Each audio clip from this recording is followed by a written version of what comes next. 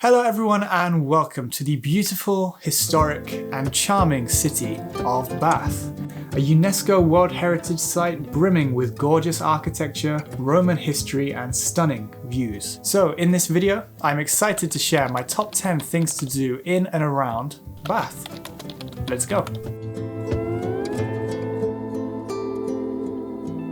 Now first up, and rightfully so, is something that arguably is the reason Bath exists in the first place. The incredible Roman baths. The Romans recognized how important the natural hot springs in this area are. You can actually still see the naturally heated water bubbling up through some of the baths. Stepping inside is like taking a time machine back nearly 2,000 years, and it's fascinating to see such remarkably preserved infrastructure. I always love Bath, so it's really nice, really pretty, the sun is out, makes me happy.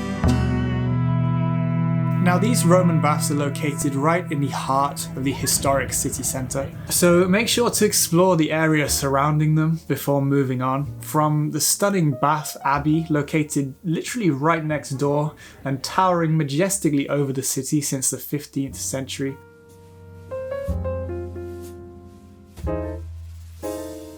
And after that, make sure to get lost in some of the narrow, cobbled streets, home to independent shops, cozy cafes, and beautiful architecture at every turn. I actually have a great example of what you can find when just getting lost in Bath, because as we were walking down one of the quieter streets, we stumbled across this fantastic bookshop that I would certainly suggest. It was so unique with its picturesque design and so peaceful too, with absolutely no noise making its way inside somehow. I think partially one of the reasons that Bath is so quiet and peaceful is because most of the streets are pedestrianised, so there's not a car in sight, making the entire city feel very quiet and serene. If you are doing some shopping in Bath, another thing you absolutely must do is visit one of the many bakeries, because you'll surely need some pastries to top up your energy from the many miles of walking you will undoubtedly do around Bath. Pasty, big as your head. Almost.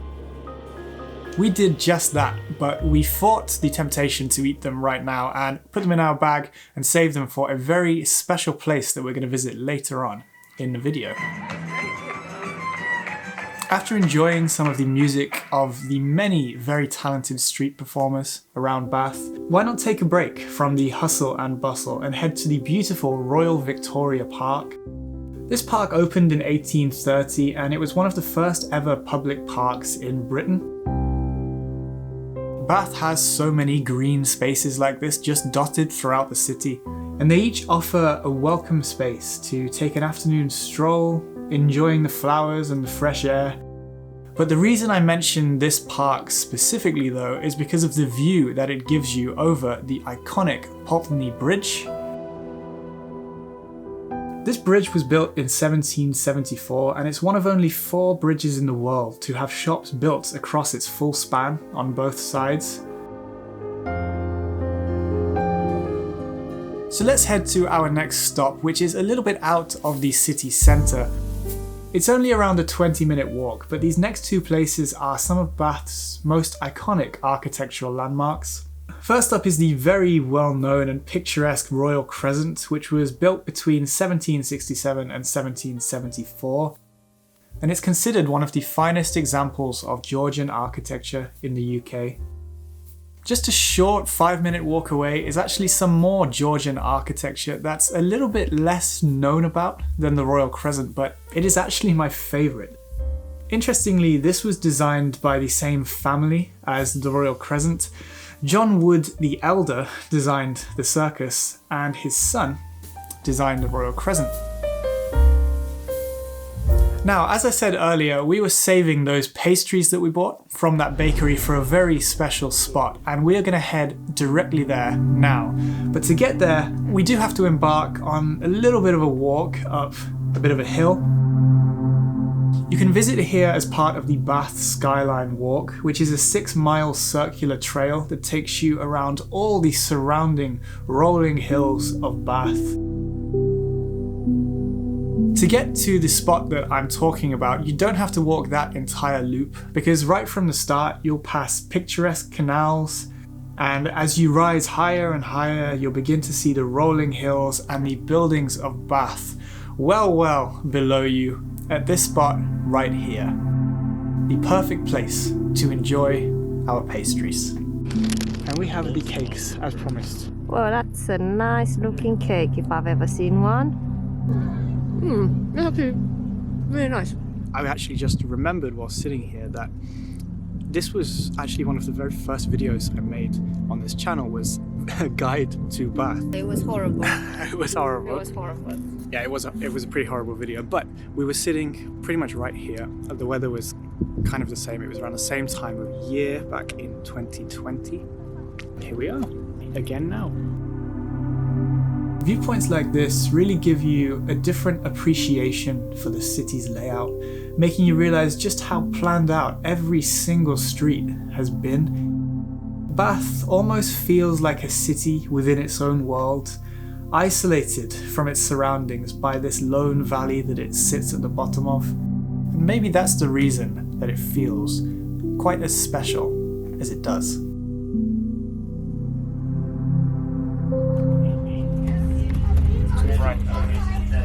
Now for my next points, I wanted to take you a little bit outside of Bath because, as I said, the surroundings of this city are almost just as incredible as the city itself. It's located right at the southern tip of the famous Cotswolds, which is an amazing place to explore if you're looking to do some day trips from Bath if you have a longer visit, including the grand Dyrham Park with its stunning gardens and deer park. And just a 30-minute drive from the city is the charming village of Lacock.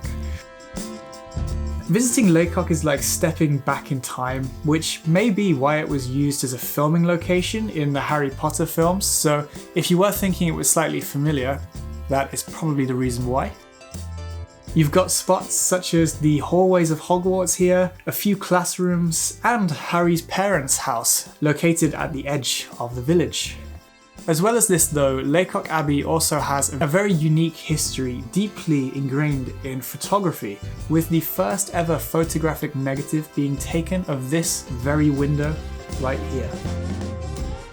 Slightly further afield, at around a 40-minute drive from Bath, but so iconic that I feel like I have to mention it, are the ancient wonders of Stonehenge and Avebury. I think witnessing the mysterious Stonehenge is an unforgettable sight that really makes you think, did I really just see that? But Avebury, just a short drive north with its much lesser known and actually larger stone circles, lets you learn even more about these ancient landscapes in this area, of which there are many. I'll also mention Salisbury with the magnificent Salisbury Cathedral, which is the tallest in Britain at 123 metres tall. And also Cheddar Gorge, known the entire country over for its towering cliffs and stunning caves that you can explore. I really could go on forever, but these places just show how many places there are to visit around Bath. And let me just mention one more, for if you have a little bit of extra time and do fancy another bit of city exploration, because very close to Bath is also the city of Bristol. We actually have a whole video dedicated to the best things to do in Bristol, which I'll link here and in the description below. So if you're looking for a vibrant and historic city with iconic spots, world famous ships and vibrant streets, feel free to check it out.